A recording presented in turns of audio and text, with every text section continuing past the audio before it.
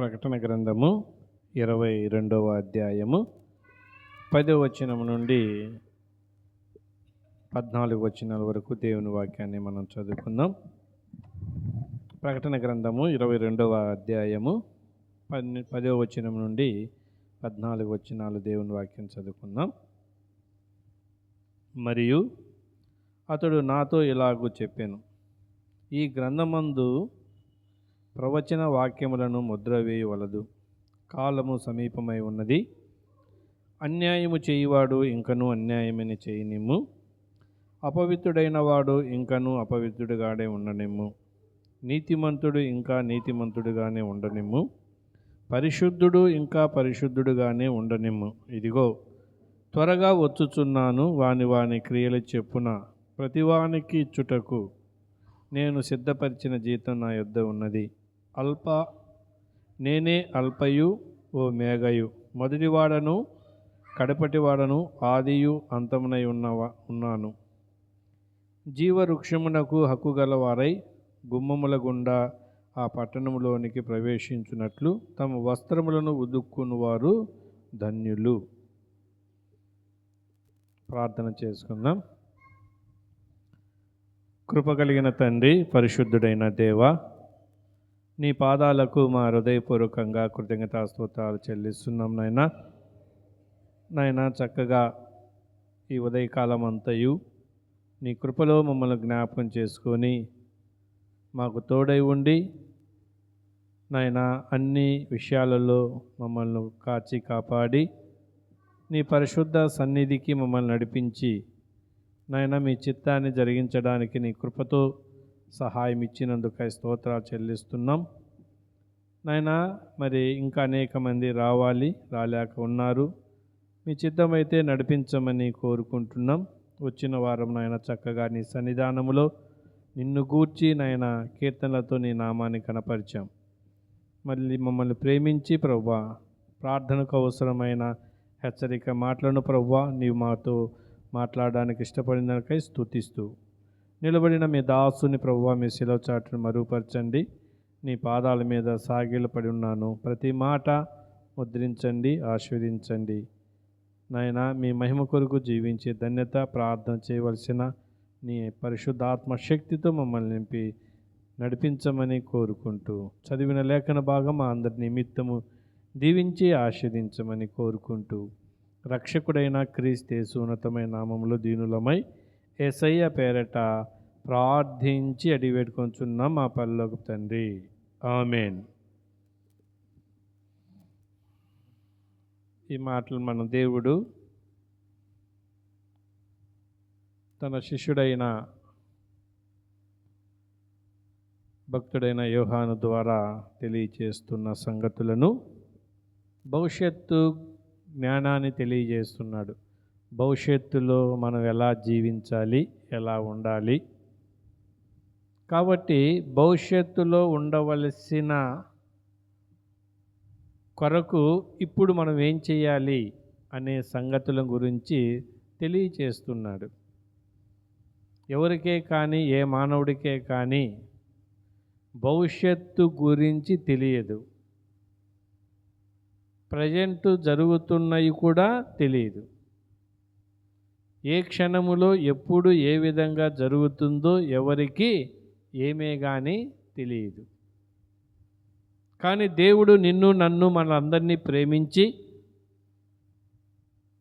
ఆయన కృప ద్వారా భవిష్యత్తులో మనకు జరగబోయే స్థితిని తెలియజేస్తూ దానిని నిరీక్షణతో కనిపెట్టుతూ జీవించడానికి ఇప్పుడు జరుగుతున్న మన విశ్వాస జీవిత యాత్రలో మనం ఎలా జీవించాలనో, ఎలా భద్రపరచుకోవాలనో, ఎలా మెలకు కలిగి ఉండాలనో, ఎలా వివేకం కలిగి ఉండాలి, ఎలా జ్ఞానం కలిగి ఉండాలి, ఎలా సమయోచితమైన జ్ఞానముతో మన విశ్వాస జీవిత యాత్రను ఎలా కొనసాగించుకోవాలని దేవుడు తన భక్తుడైన తన శిష్యుడైన యోహాను ద్వారా ఒక హెచ్చరికలు తెలియజేస్తూ ఉన్నాడు. హెచ్చరిక సరిచేసుకోమంటున్నాడు, సరిదిద్దుకోమంటాడు, చక్కపరుచుకోమంటున్నాడు. వివేకం కలిగి ఉండు అంటున్నాడు. వినయం కలిగి ఉండు అంటున్నాడు. ఓర్పు కలిగి ఉండు అంటున్నాడు. సహనము కలిగి ఉండు అంటున్నాడు.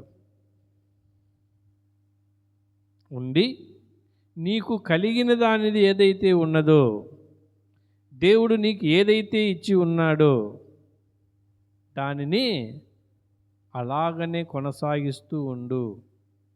కుడికి కానీ ఎడమకు కానీ తొట్టిల్లొద్దు అని తెలియజేస్తూ ఉన్నాడు. కాబట్టి ఎవరి జీవితాలు వారియే, ఎవరి ప్రవర్తన వారిదే, ఎవరి నిర్ణయము వారిదే. ఒకరిని చూచి ఒకరు మత్సరపడొద్దు. కాబట్టి నువ్వు చేయవలసినదేదో నువ్వు సరిగ్గా చెయ్యి.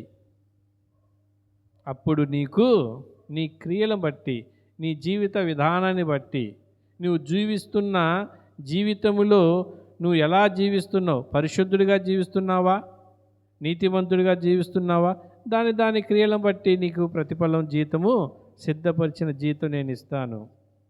లేకపోతే అన్యాయంగా జీవిస్తావా, అపవిత్రంగా జీవిస్తావా, దానికి తగినట్టే జీతం ఇస్తా అని దేవుడు చాలా స్పష్టంగా తెలియచేస్తూ ఉన్నాడు. నిర్ణయం మీదే. దేవుడు చాలా స్పష్టంగా తెలియజేస్తాడు. నిర్ణయం మీదే, హెచ్చరిక నాది. హెచ్చరిక నేను తెలియజేస్తాను, నిర్ణయం మీది. మీ నిర్ణయం ప్రకారంగా మీరు ఏ జీవితంలో నడుస్తారు అనేది మీ ఇష్టం. కానీ నా హెచ్చరికలను అనుసరించి మీరు జీవిస్తూ ఉంటే నేను తగిన కాలమందు తగిన రీతిలో మిమ్మల్ని నేను హెచ్చిస్తాను, జీతం ఇస్తాను, బహుమతులు ఇస్తాను. అలా కాకోకుండా మీ మనసుకు నచ్చినట్లుగా మీ ఆలోచన ప్రకారంగా నా హెచ్చరికలను త్రోసివేసి అపవిత్రంగా జీవిస్తామంటే జీవించండి, అన్యాయంగా జీవిస్తానంటే జీవించండి, అది మీ ఇష్టం అని దేవుడు తెలియచేస్తూ ఉన్నాడు. అయితే మరి రాజుల గ్రంథము ఉదాహరణగా కొన్ని జీవితాలు గురించి పరిశుద్ధ గ్రంథములో నుండి కొంతమంది జీవితాల గురించి మనం చదువుకొని ఉన్నాం పోయిన బైబిల్ తరగతిలో. నయామాను యొక్క జీవితాన్ని గురించి మనం చదివాం. అలాగనే ఇశ్రాయేలు రాజు యొక్క జీవితాన్ని గురించి మనం చదువుకున్నాం. అలాగనే మరి ఇశ్రాయేలు దేశంలో ఉండి చెరకు దాసురాలుగా పట్టబడిన ఒక చిన్నదాని జీవితాన్ని మనం చూసాం. అలాగనే సిరియా దేశంలో నుండి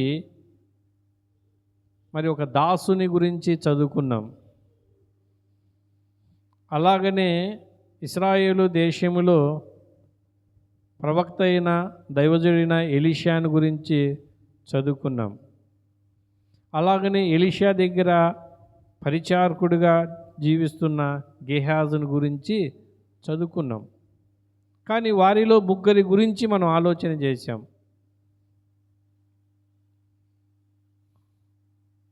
నయామాను గురించి ఆలోచన చేశాం. మరి నయామాను ఎటువంటి వాడో చక్కగా మనం విన్నాం. కానీ అతని స్థితిని బట్టి, తన కలిగిన వ్యాధిని బట్టి తన మనసులో బాధతో జీవిస్తూ ఉన్నాడు. పరాక్రమశాలే, తన యజమాని పట్ల కృపనొందినవాడే, తన యజమాని దృష్టికి దయ పొందినవాడే, అయినా తన కలిగిన వ్యాధి కుష్టి వ్యాధి. అది తన మనసులో వేదన కలిగి ఉంటుంది, బాధ కలిగి ఉంటుంది. పరాక్రముడే, ప్రయోజనం ఏమున్నది? శరీరము దినదినము క్షీణించిపోతూ ఉంటే ప్రయోజనం ఏమున్నది? దాన్ని బాగు చేసుకోవడానికి ప్రయత్నం చేసినా కానీ ఫలము లేదు. సిరియా దేశములో ఆ వ్యాధిని గురించి బయటపడితే ఏం కలుగుతుంది? అతని ఊరి బయట పెట్టాలి, అపవిత్రుడుగా ఎంచబడతాడు, కుటుంబానికి దూరంగా ఉండాలి, సమాజానికి దూరంగా ఉండాలి, ఆ సైన్యాధిపతిగా జీవించడానికి అయోగ్యుడిగా ఉంటాడు. అది పబ్లిక్గా చేసుకునేది కాదు, తన రోగం అటువంటిది. అలాగనే మనం కూడా జ్ఞానవంతులుగా ఉంటాం, విద్యావంతులుగా ఉంటాం, ధనవంతులుగా ఉంటాం, వివేకం కలిగిన వారంగా ఉంటాం. కానీ పాపపు జీవితంలో జీవిస్తూ ఉంటే అది 10 మందికి చెప్పుకుంటామా? నేను పాపిగా జీవిస్తున్నాను, నేను పాపిగా జీవిస్తున్నాను, నేను అక్రమంగా జీవిస్తున్నాను, నేను అన్యాయంగా జీవిస్తున్నాను అని చెప్పుకుంటామా మనము? చెప్పుకోలేము. అన్నీ ఉన్నా చెప్పుకోవడానికి యోగ్యత లేని వ్యాధితో బాధపడుతూ ఉన్నారు. కానీ దేవుని యొక్క మహాకృప, దేవుని యొక్క దయ, దేవుడు ప్రతి మనిషి మీద దేవుని కృపను చూపిస్తూ ఉంటాడు, దేవుని దయను చూపిస్తుంటాడు, దేవుని యొక్క హెచ్చరికలను, జీవితాన్ని మార్చుకోవడానికి, తన పాపపు జీవితం, తన కుష్టి వ్యాధి నుండి మళ్లించుకోవడానికి, తన పాపపు జీవితం నుండి తిరిగి దేవుని వైపు తిరగడానికి దేవుడు అవకాశం ఇస్తాడు. ప్రతి వారికి అవకాశం ఇస్తాడు. ఆయన అంత ప్రేమ కలిగిన దేవుడు కాబట్టే కృప అనుగ్రహిస్తాడు. దాని సద్వినియోగం చూసుకున్న వారు ధన్యులు. దాని గురించి ప్రయాసపడి దాన్ని శుద్ధి చేసుకోవడానికి, దాని కొరకు ఎలా దేవుని సన్నిధానములో జీవించాలో అని వినయ విధేయతలు కలిగి దేవుని సన్నిధానంలో నడుచుకున్నవారు ధన్యులు. కృపను నిర్లక్ష్యం చేసిన వారు తనకై తాను ఇచ్చిన దాన్ని పోగొట్టుకున్నవారు అవివేకులు. అందుకనే నయమాను జీవితంలో మనం చూస్తే ఆయన కృపను ఇశ్రాయేలు దేశములో నుండి ఒక చిన్నదానిని ఎక్కడ తీసుకొచ్చాడు? సిరియా దేశానికి తీసుకొని వచ్చాడు. సిరియా దేశంలో ఎంతమంది లేరు? రాజు దగ్గర పనివారుగా ఉండొచ్చుగా. ఆ సైన్యాధిపతి దగ్గర ఎందుకు ఉంచాడు? దేవుని యొక్క ప్రేమ చూడండి ఎలా ఉంటుందో. రాజు ఇంట్లో పరిచారం చేయడానికి ఉపయోగించవచ్చుగా, లేకపోతే మంత్రి ఇంట్లో, లేకపోతే అక్కడ ప్రధాన యాజకుల ఇంట్లో, లేకపోతే అక్కడ పెద్దల ఇంట్లో, అక్కడ అధికారులలో. మరి ఆ చిన్నదానికి స్థానం లేదా? ఎక్కడైతే ఉంచకూడదు. కానీ నయామాను దృష్టిలో పెట్టుకొని,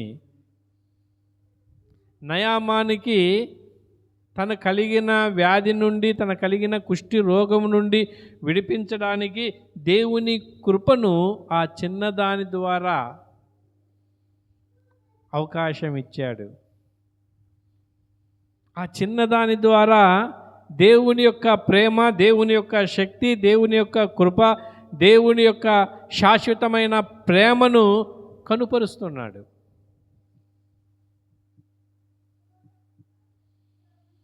ఆ చిన్నదాని యొక్క జీవితం, ఆ చిన్నదాని యొక్క కోరిక చూడండి. తల్లిదండ్రులను విడిచినది, బంధుత్వం విడిచినది, తన స్వదేశాన్ని విడిచినది, తన ఊరును విడిచినది, తన బంధువులను విడిచినది, అందరినీ విడిచిపెట్టి బానిసమైన జీవితము, స్వతంత్రాలుగా జీవిస్తున్న ఇశ్రాయేలు దేశంలో సిరియా దేశములో ఒక బానిసగా జీవించడానికి వచ్చింది. ఒక బానిస బ్రతుకులు, స్వేచ్ఛ లేని జీవితం, స్వతంత్రత లేని జీవితం, హక్కు లేని జీవితం, ఆశ లేని జీవితం, కష్టపడడం, శ్రమపడడం, ఇదే జీవితం కొనసాగుతూ ఉంటుంది. అయినను దేవుని ఉద్దేశం ఏమై ఉన్నదో, దేవుని చిత్తం ఏమై ఉన్నదో గ్రహించిన ఆ చిన్నది దేవుని యొక్క చిత్తాన్ని, దేవుని యొక్క ఇష్టాన్ని నెరవేర్చడానికి ఆ చిన్నది దైవ సన్నిధిలో దేవుని పాదాల యొద్ద ప్రార్థన చేసే చిన్నదిగా ఉన్నది. ఆమె మనసు అలా ఉన్నది. ఆమె మనసు దేవుని వైపు ఉన్నది, దేవుని మాట కొరకు ఉన్నది, దేవుడు అనుగ్రహించే జీవితాన్ని నడిపించుకోవడానికి ఉన్నది. దేవుడు నన్ను ఎందుకు ఈ యొక్క సిరియా దేశానికి నడిపించాడు, నా ద్వారా ఏమి కార్యం జరిగించబోతున్నాడు అని ఆ చిన్నది ఎంతగానో దేవుని పాదసన్నిధిలో సాగిలపడుచూ ఉన్నది. చూడండి ఎంత చక్కగా మనం చూస్తే 2వ వచనములో మనం చూస్తే ఆ చిన్నది వచ్చిన తర్వాత వారు అచట నుండి ఒక చిన్నదాన్ని చెరగొని అది నయమాను భార్యకు పరిచారము చేయుచుండెను. అది షోమ్రోనులో ఉన్న ప్రవక్త దగ్గరికి నా ఏలినవాడు ఉండవలెనని ఎంతగానో కోరుకొనుచున్నది.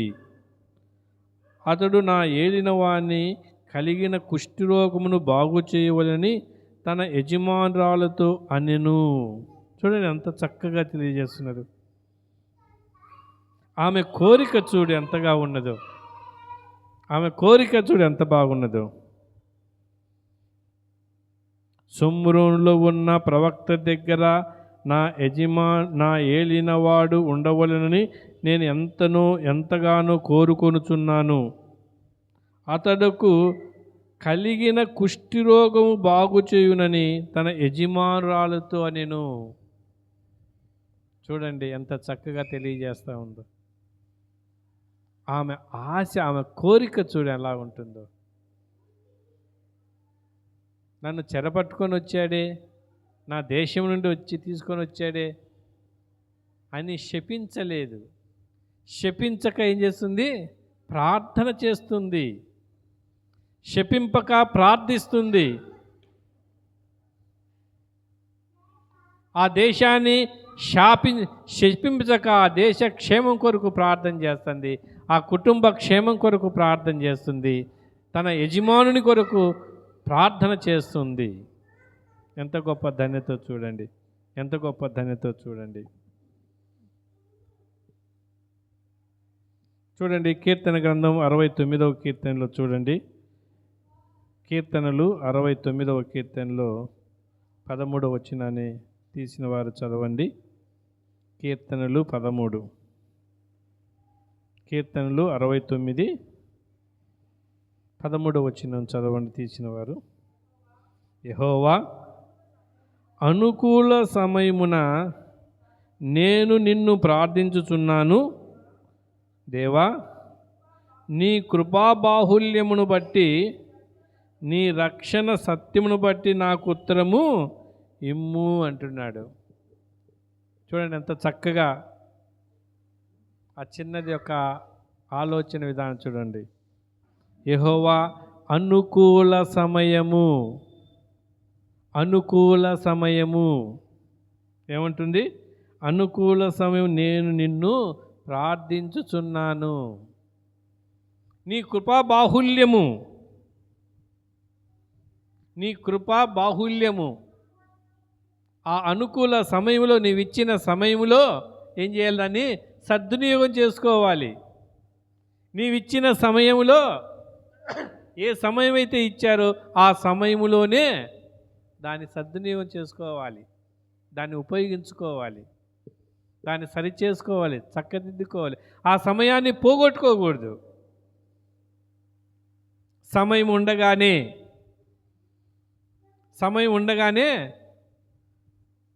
ఏం చేయాలా? ఇంటిని చక్కబెట్టుకోవాలి. మనకు సమయం ఉండగానే ఇంటిని చక్కబెట్టుకోవాలి. పగలు ఉన్నప్పుడే పని చేసుకోవాలి. సమయం చీకటి పట్టి పనులు చేసుకుంటామా? చేసుకోలేము. కాబట్టి అనుకూలమైన సమయమును, అనుకూలమైన వాతావరణము అనుకూలమైనప్పుడే మనం ఏం చేయాలి? దాన్ని కాపాడుకోవాలి. అదే వివేకం, అదే జ్ఞానం. కాబట్టి అనుకూల సమయమున ప్రార్థన చేస్తూ ఉంది. ఏమని ప్రార్థన చేస్తుంది? అనుకూలమైన సమయంలో ఏమని ప్రార్థన చేస్తుంది? చూడండి, కీర్తనలు 21వ కీర్తనలో చూడండి, ఆమె కోరిక చూడండి ఎంత చక్కగా తెలియజేస్తున్నాడు. కీర్తనలు 21వ కీర్తనలో ఒక మాట రాయబడి ఉన్నది. 2వ వచనం చదవండి.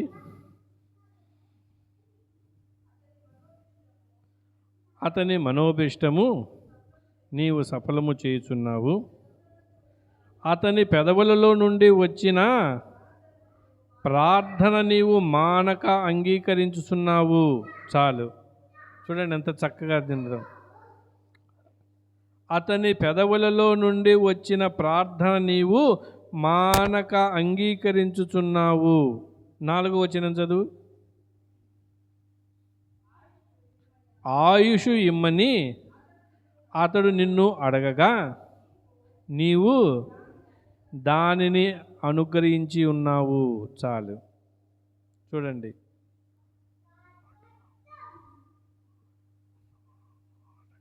నిన్ను అడగగా మానక ప్రార్థన చేస్తుంది, అడుగుతూ ఉన్నది. నా యజమానునికి కుష్టి రోగము నయము చేయడానికి ముందు అతని మనసు మార్చని అడుగుతుంది. ఆ కుష్టి రోగము బాగు కావాలి అని అడగటం లేదు, ముందు ఆ మనస్సు కావాలి.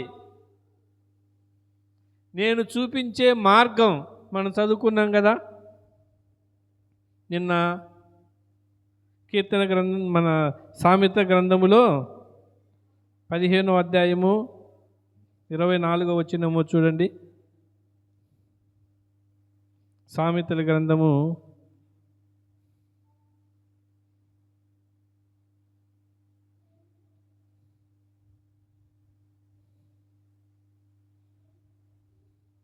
'దారి చూపును' అని చదువుకున్నాం కదా మనం.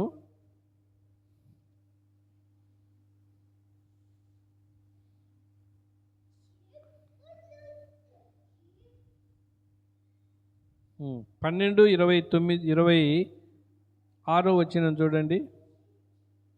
12:26 వచనంలో నీతిమంతుడు తన పొరుగువానికి దారి చూపును, మార్గము చూపును, తన స్వస్థత కలగడానికి ఒక మార్గాన్ని తెలియపరచడానికి, తన మనసును మార్చడానికి ఆ చిన్నది ప్రార్థన చేస్తూ ఉంది. మానక ప్రార్థన చేస్తూ ఉంది. పని పాటలన్నీ చక్కగా చేసుకొని తనకిచ్చిన తన యజమానుడు, తనకిచ్చిన తన యజమానురాలు ఇచ్చిన పని అన్నిటినీ చక్కగా నెరవేర్చి ఇప్పుడేం చేస్తూ ఉంది?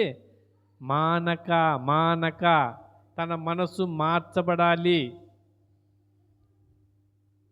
ఆమె మనసులో ఉన్నది, ఆమె గురి కలిగినది, ఆమె వేదన, ఆమె కోరిక ఏంటంటే తన యజమానుడు కుష్ఠిరోగము నుండి బాగు కావాలి, తన కలిగిన వ్యాధి నుండి స్వస్థపరచబడాలి. కానీ ఆయన మనసు మార్చాల, ముందు మనసు మారాల.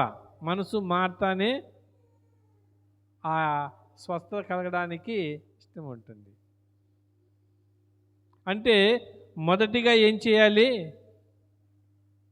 ఆమె ప్రార్థన చేస్తే ఏ దాసుని ద్వారా ఇశ్రాయేలు ప్రజల్లో దైవజనుడైన ఎలీషాను ముందు ఏం చేయాలి? నమ్మాలి. నేను ఇశ్రాయేలు దేశమునకు వెళ్ళి ఎలీషా దగ్గరికి వెళ్తే నా రోగము స్వస్థత కలుగుతుంది, నా కుష్టి వ్యాధి పోతుంది అనే మనస్సు కలగాలి. నేను సిరియా దేశంలో ఉన్నాను, ఇశ్రాయేలు దేశానికి వెళ్తే నాకు స్వస్థత కలుగుతుందో కలగదని అపనమ్మకం అనేది ఉండకోకుండా నమ్మకం పుట్టాలి ముందు. మనం ప్రార్థన ఎలా ఉండాలంటే అలా ఉండాలి. ఎదుటి వాని దేవుని యందు విశ్వాసం కలగడానికి, దేవుని మనసు మార్చడానికి, దేవుని యందు మనసు ఉండాలి అనే దానికి వరకు మనం ప్రార్థన చేయాలి. అందుకనే యేసుక్రీస్తు ప్రభు గారు కూడా 17వ అధ్యాయంలో, యోహాను సువార్త 17వ అధ్యాయంలో చూడండి ఎంత చక్కగా తెలియజేస్తున్నాడు. యోహాను సువార్త 17వ అధ్యాయంలో ఒక మాట ఆయన చక్కగా తెలియజేస్తున్నాడు.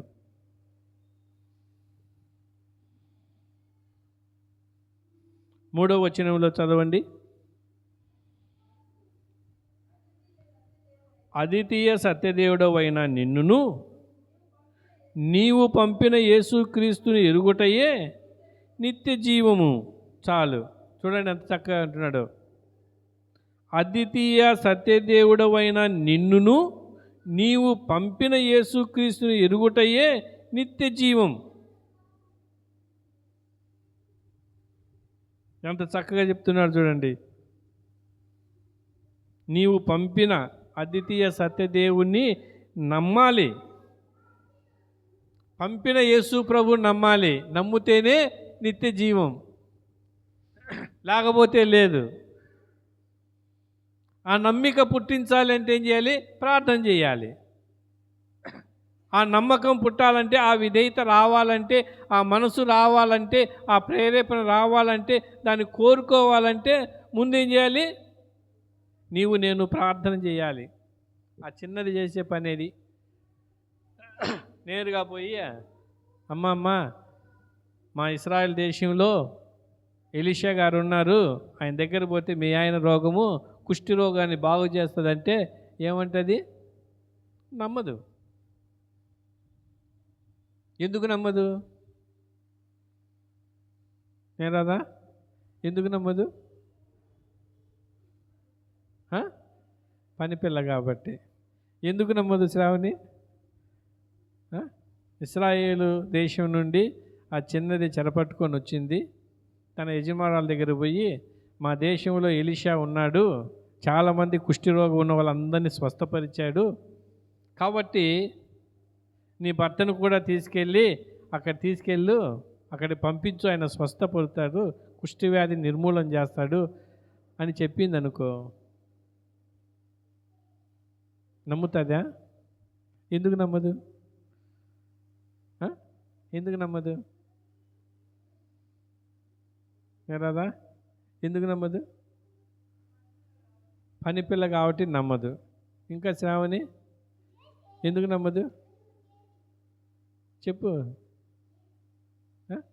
ఏది చెప్పినా కరెక్టే. ఏం శ్రావణి? ఎందుకు నమ్మదు? వాస్తవమే కదా చెప్పేది, వాస్తవమే కదా. వాస్తవం చెప్పినా నమ్మదు. ఎందుకు నమ్మరు?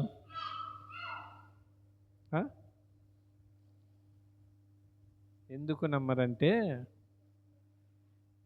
ఎవరు తీసుకొని వచ్చారు? చెరపట్టుకొని ఎవరు తీసుకొని వచ్చారు? నయామానే తీసుకొని వచ్చాడుగా. కాబట్టి నయామానే తీసుకొని వచ్చాడు కాబట్టి మళ్ళీ ఇశ్రాయేలు దేశానికి అతను ఒంటరిగా పంపిస్తే, ఆ దేశస్తులు ఇతను చంపితే అతని ప్రాణహాని కలుగుతుందేమో అని భయముతో నమ్మరు. కానీ దేవుడు మనసు మారుస్తే, నయామాను యొక్క మనసు మార్చడానికి దేవుని పాదాల యొద్ద సాగిలపడింది ఆ చిన్నది. నీవు నేను చేయవలసింది ప్రార్థన అదే. మన మనసు మనము దేవుడు ఇచ్చిన ఆ పరలోక రాజ్యాన్ని స్వతంత్రించుకోవాలంటే ముందేం చేయాలి? మన మనసు మారాలి. మన ఇంటిలో వారు మారాలి అంటే ముందు మనం ఏం చేయాలి? వారి మనసు మార్చడానికి దేవుని సన్నిధిలో మనం ప్రార్థించాలి. మన మనసు మారాలి. మన ప్రార్థన చేసినప్పుడు దేవుడు ఆలకించి వారి మనసు మారుస్తాడు, లేకపోతే మార్చడు. చూడండి అక్కడ 27వ అధ్యాయం చూడండి, కీర్తన గ్రంథం 27వ కీర్తనలో చక్కగా ఇంకో మాట తెలియజేస్తున్నాడు. 27 కీర్తనలు 27 7వ వచనం చదవండి తీసిన వారు. యెహోవా, నేను కంఠధ్వని ఎత్తి నిన్ను ప్రార్థించినప్పుడు నా మనవి ఆలకించు, కరుణతో నాకు ఉత్తరమిమ్ము. తర్వాత, నా సన్నిధి వెతుకుడని నీవు సెలవీయగా, యెహోవా, నీ సన్నిధి నేను వెతికెదనని నా హృదయము నీతో అనేను. చూడండి ఎంత చక్కగా కంఠధ్వని. కంఠధ్వని దేవుని సన్నిధానంలో కంఠధ్వని ఎత్తి ప్రార్థించినప్పుడు, ఏమని ప్రార్థించినప్పుడు? నా మనవి వినడానికి నేను నిన్ను వెదుగుతూ ఉన్నాను, నీ సన్నిధిలో నా హృదయము నీతో ఉండాలి, కలిసిపోవాలి. దేవుని యొక్క మనసు మన యొక్క మనసు కలిసిపోవాలి. అందుకనే యాకోబు ప్రార్థన చేశాడు, దేవుని పాదాల మీద పడి కన్నీళ్లు విడిచి వేడుకుంటున్నాడు. నీవు నన్ను దీవిస్తేనే తప్ప నీ పాదాలు నేను వదలనన్నాడు. నీవు దీవిస్తేనే ఆయన పాదాలు పట్టుకున్నాడు. దేవుని పాదాలు పట్టుకుంటాం మనము? దేవుని పాదాలు మనం పట్టుకుంటామా? పట్టుకోలేము. మన కంటికి కనిపించదు, దేవుని పాదాలు కంటికి కనిపించదు. కానీ విశ్వాసముతో దేవుని పాదాలు పట్టుకుంటాం. విశ్వాసముతో దేవుని పాదాలు పట్టుకొని ఆయన పాదాలు పట్టుకున్నప్పుడు మన చేతుల నుండి ఆయన పాదాలు విడిపించుకొని పోలేడు. అంత కృపగలిగిన దేవుడు ఆయన, అంత దయగలిగిన దేవుడు ఆయన. అందుకనే ఆ చిన్నది ప్రార్థన చేసింది.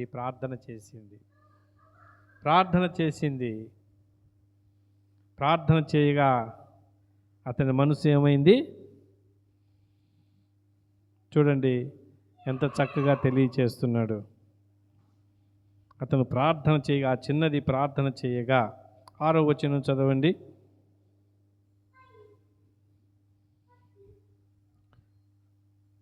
రాజుల గ్రంథం 2వ రాజుల గ్రంథం 5వ అధ్యాయము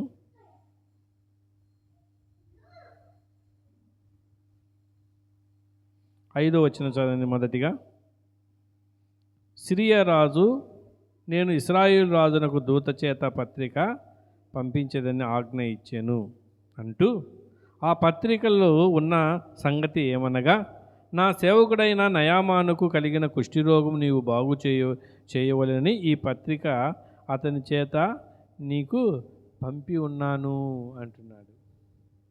చూడండి ఎంత చక్కగా చెప్తున్నాడు. అతని మనసు మార్చబడింది. ఆమె ప్రార్థన, ఆమె కన్నీటి ప్రార్థన, ఆమె కోరికను మనం చూస్తే చాలా చక్కగా తెలియజేస్తున్నాడు. నిన్న కూడా మనం చదువుకున్నాం, నీతిమంతులు ప్రార్థన ఆయన అంగీకరిస్తాడు, ఆలకిస్తాడు. ఆమె చేసిన ప్రార్థన అంగీకరించాడు, ఆలకించాడు. ఆలకించి తన మనసును మార్చాడు. నేరుగా రాజు దగ్గరికి వెళ్ళాడు. రాజు దగ్గరికి వెళ్ళి, రాజా నయామాను చూడంగానే, రా నయామాను, ఏంటి వచ్చావు? యుద్ధ సమాచారం ఏమి లేదే, చుట్టుపక్కల దేశాలన్నీ ప్రశాంతంగా ఉన్నాయి కదా, మన ఆధీనంలోనే ఉన్నాయి కదా, ఏంటి వచ్చావు అన్నప్పుడు రాజు తెలియజేస్తున్నాడు. ఏమని తెలియజేస్తున్నంటే, రాజా, మొన్న ఇశ్రాయేలు దేశంలో నుండి ఒక చిన్నదానిని నేను తీసుకొని వచ్చాను, నా ఇంట్లో పనికత్తెగా పెట్టుకున్నాను, నా ఇంట్లో పని చేస్తూ ఉన్నది. కానీ ఆ చిన్నది ప్రార్థన చేస్తున్నది.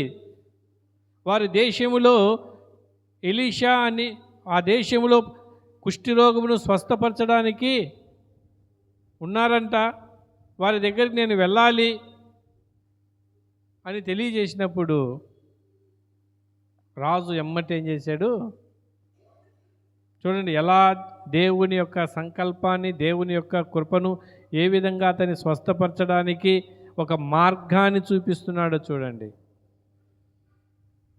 ఒక చిన్నదాన్ని ప్రార్థన తన జీవితాన్ని మార్చిపోతున్నది. నీవు నేను ప్రార్థన చేస్తే కొన్ని జీవితాలు మార్పు కలగాలి. కఠిన హృదయాలు కాకూడదు, కలుషంతో నిండకూడదు. దేవుని సన్నిధి నుండి వెళ్ళిపోకూడదు. మనం ప్రార్థన చేస్తే వారి మనస్సు మార్చాలి. ప్రార్థన చేయాలంటే సమయం అనుకూలంగా చేయాలి, సమయమును కేటాయించాలి. దేవుడిచ్చిన సమయములో కేటాయించాలి. ఆ సమయం పోతే తిరిగి రాదు. కాబట్టి ప్రార్థించింది, ఆ సమయంలో ప్రార్థించింది, అతని మనస్సు మార్చబడింది. రాజు దగ్గరికి వెళ్ళాడు, విషయం చెప్పాడు. ఎమ్మటే రాజు ఏం చేశాడు, పత్రిక ఇచ్చాడు. ఇశ్రాయేలు దేశానికి రాజుకు ఇచ్చాడు.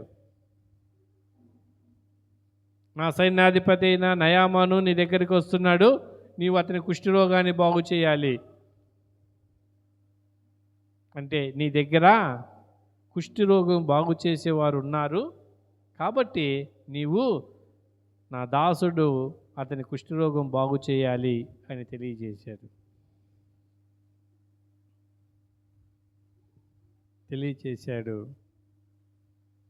అతని కుష్ఠరోగము పోయింది. ఆమె ప్రార్థన బట్టి ఆమె కుష్ఠరోగం పోయింది.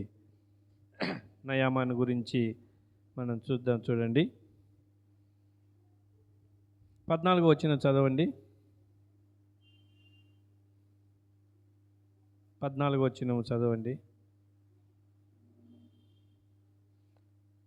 అతడు పోయి దైవజనుడు చెప్పినట్లు యొర్దాను నదిలో 7 మార్లు మునగగా అతని దేహము పసిపిల్ల దేహం వలె అతడు శుద్ధుడాయెను.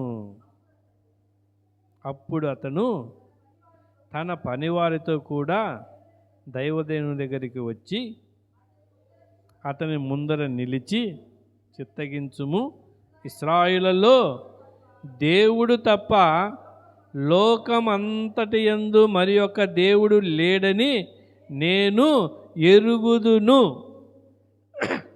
చూడండి ఎంత చక్కగా తెలియజేస్తున్నాడు. స్వస్థత పొందితే ఆ విశ్వాసం రావాలా. దేవుడు మేలు చేసినప్పుడు కృతజ్ఞత కలిగి ఉండాలి. చూడండి ఎలా ఉన్నదో, రక్తము, చీము, దుర్వాసన, మనిషి పక్కన నిలబడలేని అసహించుకుండే స్థితిలో ఉంటే ఇప్పుడు ఎలా ఉంది, పసిపిల్లల యొక్క దేహం ఎలా ఉంటుందో అలా ఉంది. పసిపిల్లల దేహం ఎలా ఉంటుంది, మృదువుగా ఉంటుంది, లేతగా ఉంటుంది, చూడముచ్చటగా ఉంటుంది, సౌందర్యంగా ఉంటుంది, ప్రకాశిస్తూ ఉంటుంది. పసిపిల్లల యొక్క దేహం ఎలా ఉంటుంది, మృదుత్వంగా ఉంటుంది. అలా ఉందంట. చూడండి ఎంత చక్కగా అన్నాడు. నయామాను దేహము పసిపిల్లల దేహము వలె అతడు శుద్ధుడాయను.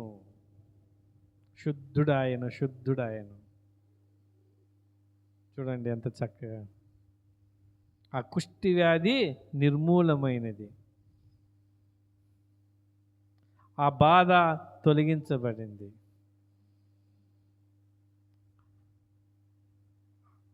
ఇప్పుడు సంతోషం కలిగింది, ఆనందం కలిగింది. తనకున్న అర్హతలకు యోగ్యుడయ్యాడు. పరాక్రమశాలికి లోపము లేనివాడుగా అయ్యాడు. అప్పుడు పరాక్రమశాలే, కానీ ఏముంది?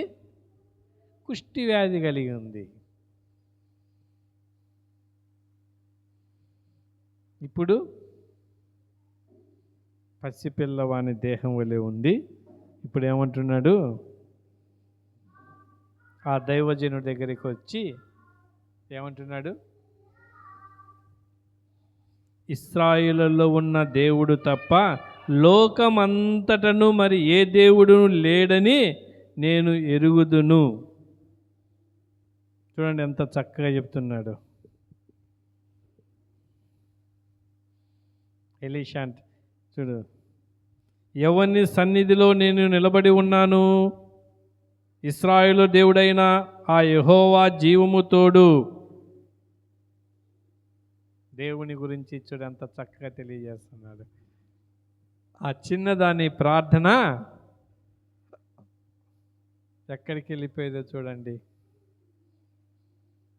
ఈ ప్రపంచంలోనే అయ్యా మీ దేవుడు వంటి దేవుడు లేడు. విశ్వాసి, మన దేవుడు వంటి దేవుడు ఎక్కడే కానీ లేడు.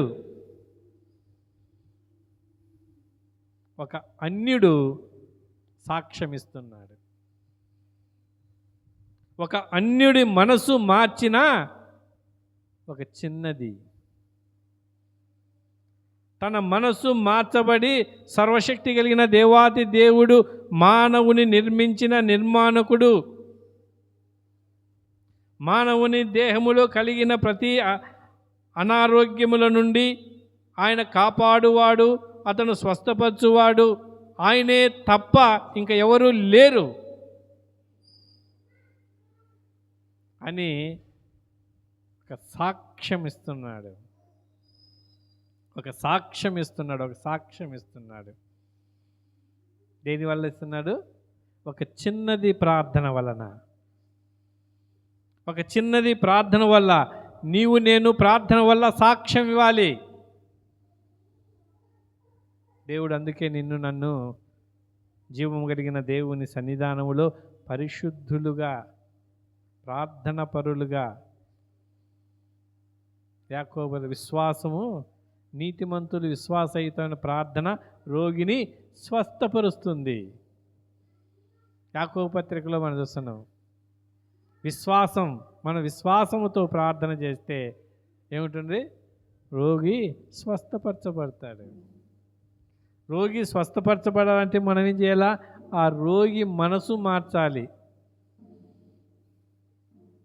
ఆ రోగి ప్రవర్తన మార్చాలి, ఆ రోగి ఆలోచన మార్చాలి, ఆ రోగి నిర్ణయాన్ని మార్చాలి.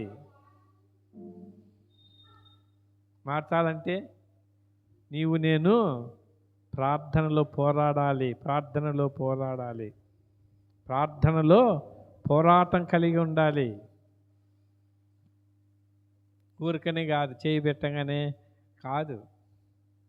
మన మోకాటి జీవితం కలిగి మన మనస్సును, మన హృదయాన్ని, దేవుని పాదాలను గట్టిగా పట్టుకోవాలి. మత్తయి సువార్తలో దేవుడు అంటున్నాడు, ఎక్కడ 2-3 నా నామమున ప్రార్థిస్తారు వారి మధ్యలో నేను ఉంటానన్నాడు. వారి మధ్యలో ఉంటా. ఆలకిస్తూ మన మధ్యలో ఉంటున్నాడు. ఆయన పరలోకంలో నుండి దిగి వచ్చి మన మధ్యలో ఉంటున్నాడు. కాబట్టి నయామాను జీవితాన్ని, ఆ కుష్టి రోగాన్ని మాన్పింది చిన్నది ప్రార్థన.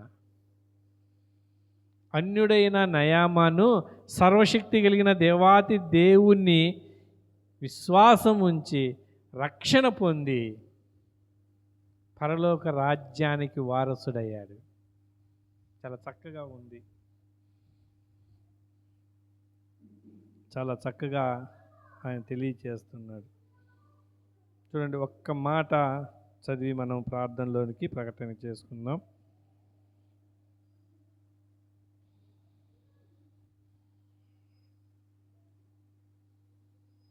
17వ వచనం చదవండి తీసిన వారు.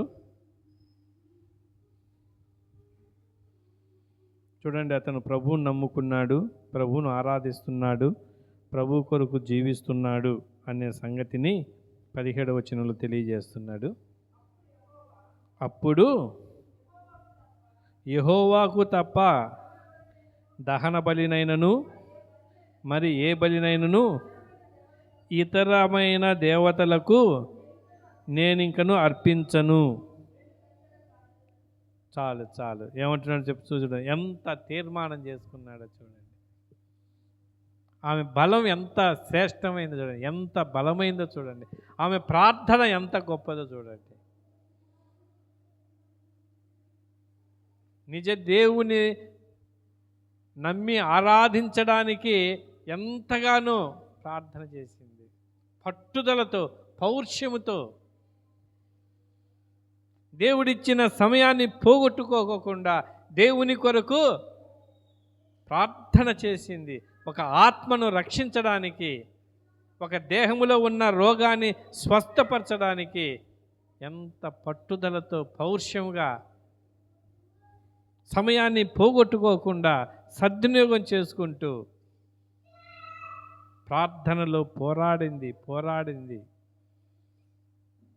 ఆ పోరాట ఫలమే నయామాను దేహము పసిపిల్లవాని వలె అయింది, తన హృదయం మార్చబడింది, తన జీవితాన్ని ప్రభువుకు అంకితం చేశాడు, దేవుని ఆరాధించడానికి యోగ్యుడయ్యాడు. నా జీవితం, నా ప్రార్థన అలా ఉండాలి. అది దేవుడు కోరుకుంటున్నాడు. ఆమె ఆరాధనలోకి వెళ్తే, దేవుని ఆరాధిస్తుంటే ఆమె ఏమంటుంది, ప్రభువా ఇదిగో నా అర్పణం, ఇదిగో. ఏమంటుంది? నా అర్పణము ఇదిగో. క్షమించబడిన హృదయాలతో ఇదిగో జీవాఫలం తీసుకొని వచ్చా, ఇదిగో నా ఫలం, ఇదిగో ఫలం, ఇదిగో నాయన ఈ ఫలం తీసుకో, ఈ ఫలం తిను. దేవుడు చూసి ఎంత ఆనందపడుతున్నాడు. నీవు నేను ఫలం తీసుకొని పోతున్నామా? మనకు కలిగిన ఫలమే పోగొట్టుకుంటున్నామా? ఫలాలు తీసుకొని వస్తున్నామా? ఉన్న ఫలమునే పోగొట్టుకుంటున్నామా? ఆలోచన చేద్దాం. ఆమె జీతం, ఆమె బహుమానం భద్రపరచబడింది. ఒక ఆత్మ జీవితాన్ని ఇచ్చేది. ఎన్ని ఆత్మలు సంపాదించింది? నయామాను భార్య, నయామాను పిల్లలు, కూతుళ్ళు, చూడండి ఎంతమంది. ఆ ఇంట్లో పనివారు సన్మానిస్తారా లేదా? అమ్మాయిని గణపరుస్తారా లేదా? సిరియా రాజు కూడా మనస్సు మార్చబడినట్లుగా ఉంటుంది.